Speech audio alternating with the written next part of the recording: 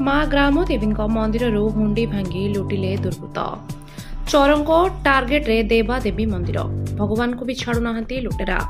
एभली घटना देखा मिली गंजाम जिला कोदोला एनएसी एक नंबर वार्ड बी नुआपल्ली स्थित माँ ग्रामदेवी मंदिर ताला भांगी लुटिले दुर्बृत्त। बुधवार विलंबित राति दुर्बृत्त माने माँ ग्रामदेवी मंदिर ताला भांगा सह हुंडी भांगी लुटि नहीं अभियोग होइछि।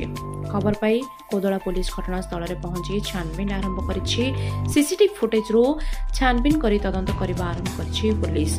गत एक मास पूर्वे एही नूतन मंदिर प्रतिष्ठा होइतिबा बेले एठारे अधिक पेट्रोलिंग व्यवस्था कड़ाकड़ी करबाकू दाबी करिसेंती स्थानीय लोके।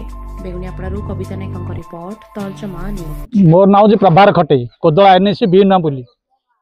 गत काली रात्रे 2 घंटा टाइम रे कौन से दुर्बृत्त आसी एठारे आमर माँ ठाकुराणी मंदिर कबाट आउ जो मुद्दा पेढ़ी थिला आउ गोदाम गृह तार समस्त जिनस गुड़ाक भांगी आत्मसात कर नहीं जाइछन्ति। तेणुक आम इमितिकार संसार रे इमितिकार चोर डकायत लोक अच्छा जोड़ा कि माने सहयोग करहनी आउ इमितिकार नूतन मंदिर तैयारी होता बर्तमान आबे मास गत किंतु आज से जिनस गुड़ाक महाप्रभुर जो जिनस अपहरण कर इमितिकार लोक को तुरंत पुलिस द्वारा तदंत करी आपको दंडनीय अपराध करा जाऊ। मो ना गोपद परिडा बी नुआपल्ली कोदोला एनएसी। देखु कहार अवहेला तो कहीहबनी चोर मैंने धर्मानुष्ठान को भी छाड़े आ गत विलंबित राति आप तो भिजुआल देखिले जहाँ जहाँ घटे एथें आमको ग्रामवासी सतर्क रहा पड़ो।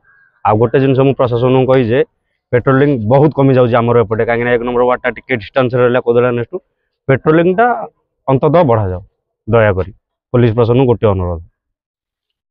मो ना हूँ जगन्नाथ कटई बी नुआपल्ली पोस्ट कोदोला। देखु काली विलंबित रात्र किछि चोर मैंने आसिकी आमर ग्रामदेवी बॉक्स भांगिकी किछि द्रव्य आमर पैसा हिसाब से किछिटा लुटिकी धरी पलैंती। आउे आमर समस्त ग्रामवासी आम समस्त दुखित अच्छु।